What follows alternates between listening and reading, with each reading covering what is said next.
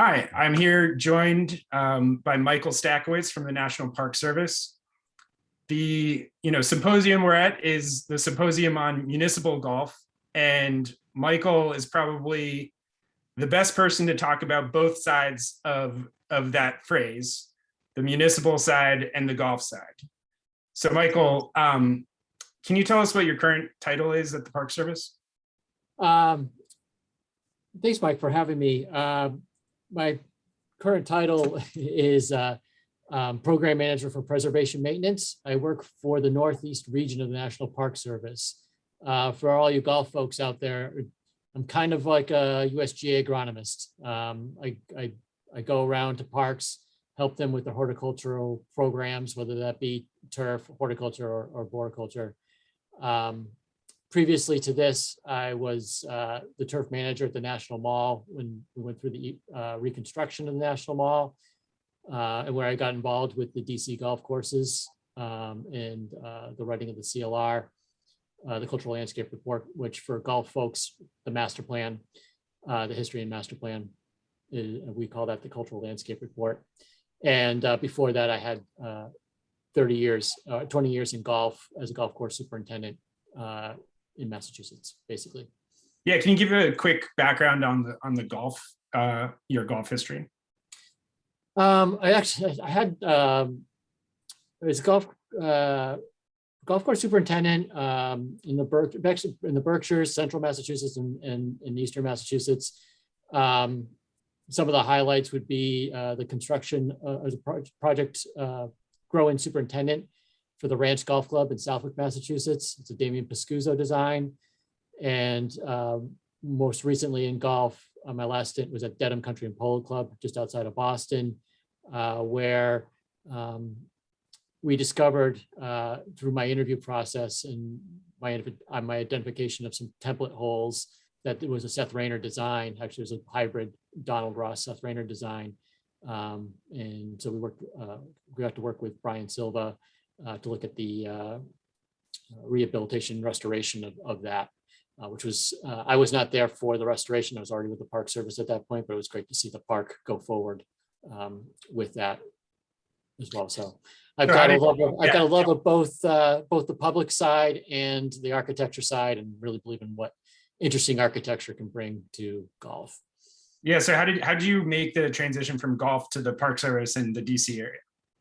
Well, that was when I actually had been a landscape architecture major for a while, and I had like this strong interest in community landscapes, urban planning, parks, and so I was actually looking for an opportunity to engage in that type of career. And so when the National Park Service announced that they were looking for a turf manager, project manager for the National Mall, I was fortunate enough to be able to interview and get that job and be part of that great project. So can you, being in DC, you obviously became familiar with the DC golf courses. Can you talk about your experience with the DC courses and then how we ended up at this RFP process for a long-term lease? So it's kind of funny, like as a, being a part of a golf course superintendent for 20 years and being part of the Golf Course Superintendents Association and being involved with local associations, with monthly meetings, you get to play some really pretty posh courses, and it's really, really nice to be able to go and do that and really engage with those landscapes that I wouldn't normally be able to have access to. So actually being part of being back in DC and just starting this weekly get together with various folks in the NPS that golf, all of a sudden just kind of finding out who played golf. We had like a regular standing playtime, tea time during the season, and it was some of the most fun that I've ever had. I didn't quite realize how much you're kind of on edge all the time when you're at some of the high-end country clubs and playing those.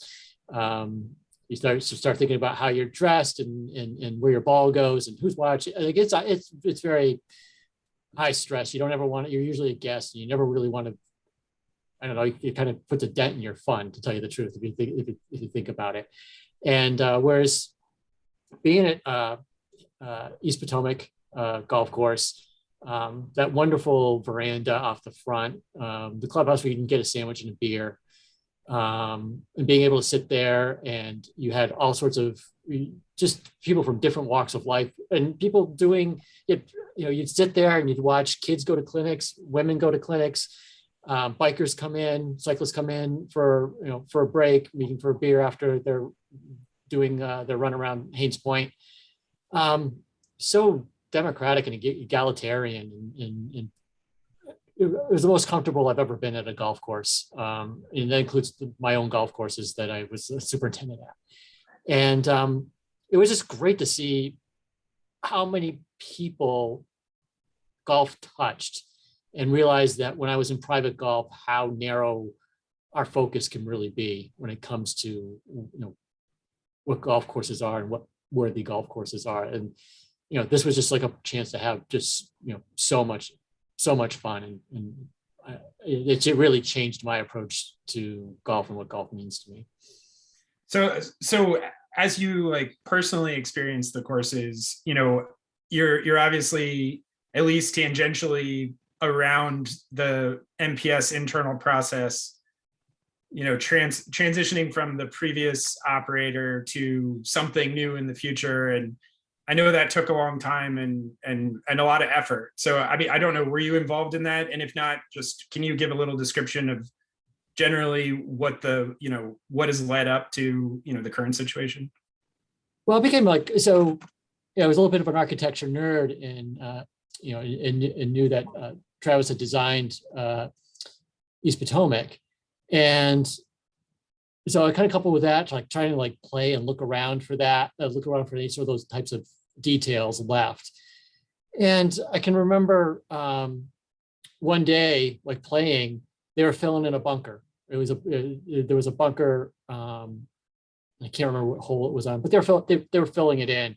I'm going this doesn't seem quite right that they're just kind of filling this bunker in, and you can tell there's been a bunch of bunkers filled in over time. Right. And of course, the concessionaire would have a different approach to maintaining a golf course than someone who, like yourselves, that have a lease and have a long-term lease, and where they're looking for efficiencies. And so you're looking at, trying to, when bunkers got too gravelly or wouldn't drain, just eliminating them. When you couldn't get carts out, just find a place to put cart paths. It was very, very, and then they had been the concessionaire since the 80s. So they did feel like they had some sort of ownership with it. So seeing that, I was really, really uncomfortable with seeing that. And so I went and tried to figure out what's going on. Should we have a master plan for this? And I didn't know the term cultural landscape report, right, until then. And so we managed to, with one of my golfing buddies was in the cultural landscapes division of the Park Service. And so he was like, "No, we need a cultural landscape report with a treatment plan." And, and I was like, I didn't quite understand what it was. But for those of you who don't know, we went and decided to, with the concessionaire's contract coming up, coming due, and looking to try to do something different. And the Park Service had already gotten the idea that they wanted to lease it. And I don't know where that came from. That I wasn't smart enough to know that to try to take that approach, or know to take that approach. I just wanted a path forward for the golf courses, a way to stop erasing any sort of features and have some sort of respect. And I know it would be asking a lot for trying to restore some features that had been lost. And so I started a multi-year process where we did, the Park Service did a lot of research on these golf courses. It turns out that there's a great social history to these golf courses, and not just a great architectural history, which all of them do have a great architectural history to them. These are golf courses that are just so rich, for the community, for quality, and architecturally, that all came out. And so the CLR, the Cultural Landscape Report, was generated and used as the foundation for the lease proposal, the RFP. So that was what we were really looking for, were stewards to come in and, find a way to restore, not only to address all the deferred maintenance, which was enormous, almost paralyzingly enormous, but also restore it back to what it was, because these were real gems. And of course, it would fit in with some of these other great public golf courses, public golf course restoration, rehabilitation, like Bethpage, and others in San Francisco and Atlanta.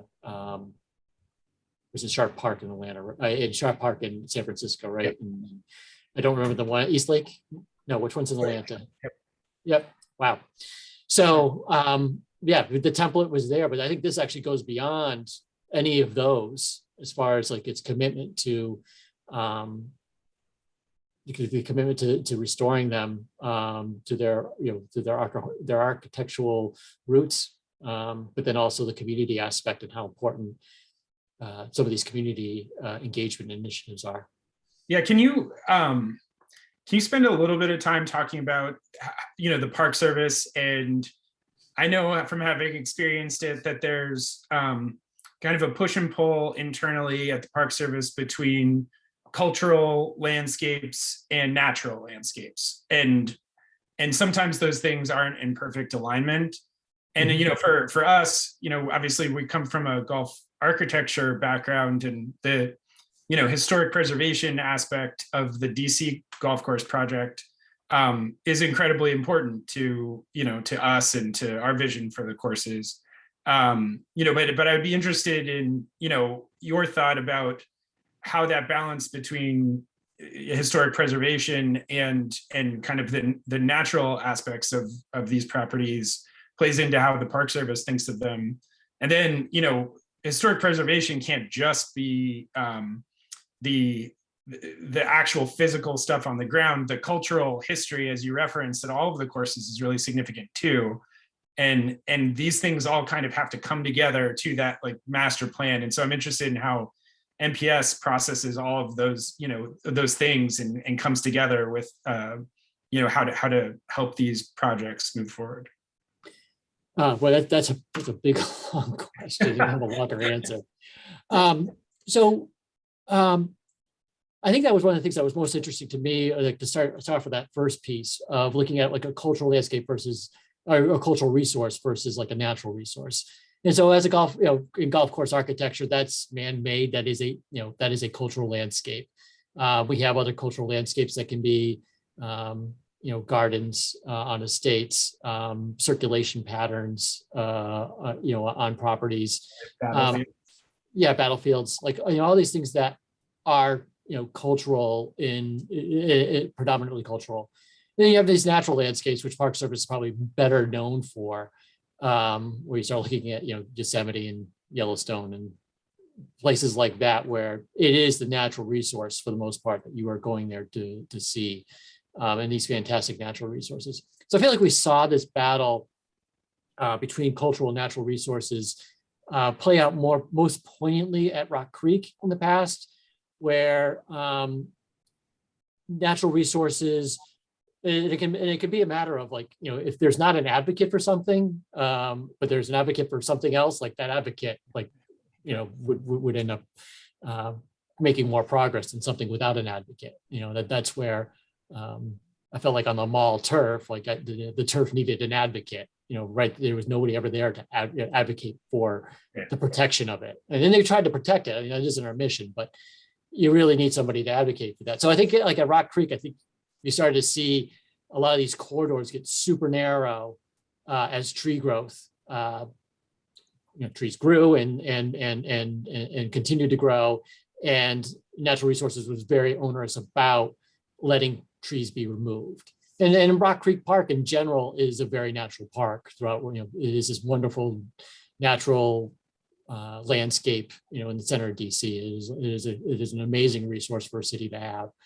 And so that's like where you have most of your personnel, like, kind of focused on that. And here you have this golf course that sits in the middle of this. I think it was kind of hard to kind of differentiate that.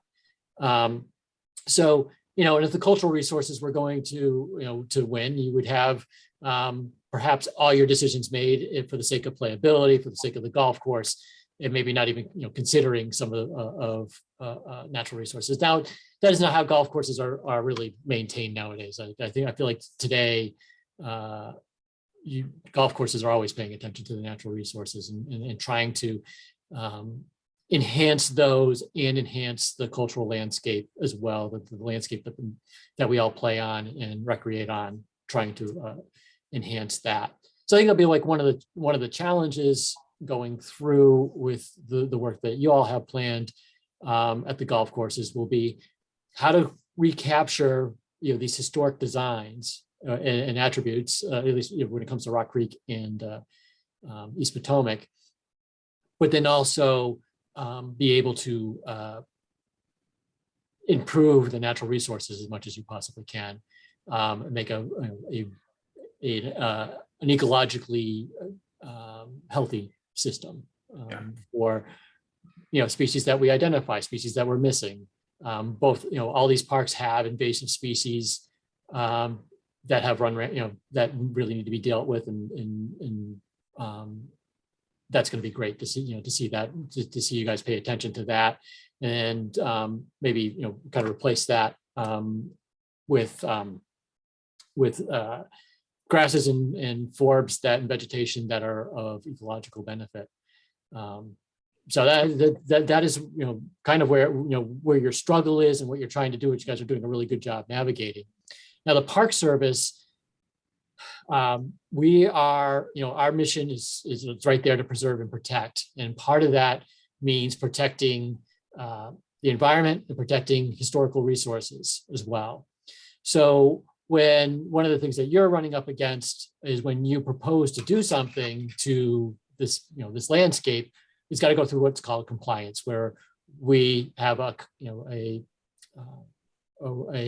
website that acts as an interface between the public and the Park Service and other partners, other stakeholders, looking at a project, making sure that there are no adverse effects to the the environment or to anything historic that is left behind. It's got in the historic part's called Section 106. It goes back to Penn Station being demolished in New York City in the 60s, which was a beautiful building. And they're like, how can someone just come in here and do this? So that was that was the start of Section 106 and looking at historic preservation. So there's actually not much left as far as history goes at East Potomac. The routing is in the circulation patterns are as close as you get. I think the wide open character, I mean, that there's really not. I spent a lot of time looking at that. There's not even be able to find a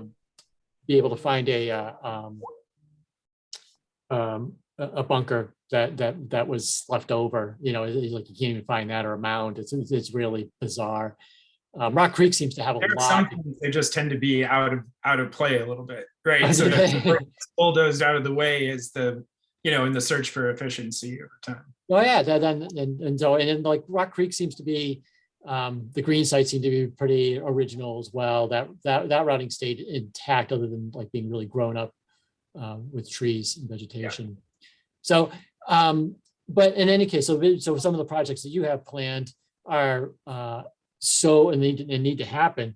They're so large, as far as impacting everything, that we have to look at doing a much larger compliance type review of this, and it'll take probably a year or a little bit more to kind of go through and do all the public engagement, come up with all the plans and everything else that you need to in order to get the approvals to kind of move forward. And DC's got that extra layer of the review commissions. Usually we're dealing with the State Historic Preservation Officer, which you still will be dealing with, but then you have review commissions because of the way DC is set up.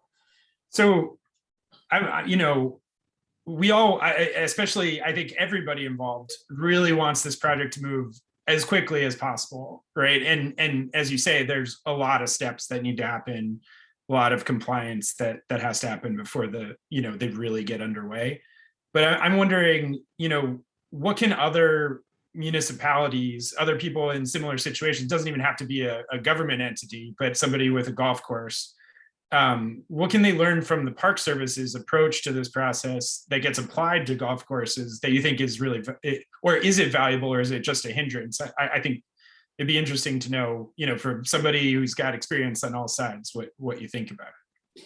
And I think there's value in the review process. I think that there's going to be, like with some of the review process you're going through, I think we talk about like maybe stormwater runoff at Langston, and you guys are trying to figure out how to deal with, being right on the Anacostia River. Like, how do you deal with runoff and trying to catch that and deal with that, but you also want to try to deal with that in a cultural landscape friendly way. So that means, like, is it still going to be a golf course? You don't want to, especially at East Potomac, you don't want to have like a bunch of ponds there. It was originally a links course, and you don't want to have a bunch of lakes and forced carries because of that. Like, there's just like, you don't want it to look like a country club. So I think that there's like a process that's here that can be really valuable as far as getting the natural resource expertise in there and getting the historic preservation expertise in there, getting all these stakeholders working together to kind of solve this problem. I think that that's where the benefit of the process is. Now, does the process take too long? Yes. That is for sure, and it is onerous, but there's good things that come out of that process. So I think that there's probably a compliance light that belongs in there, and then like trying to think about this and draw parallels, like whether this is valuable in general, having these guidance documents, like, and I think we take it like a little bit too for granted in golf course industry, that like, oh, it's a golf course, it's a towing house, that's what you do. And you don't take that bunker out, or that tree was there planted by whoever. Like, you have all these kind of like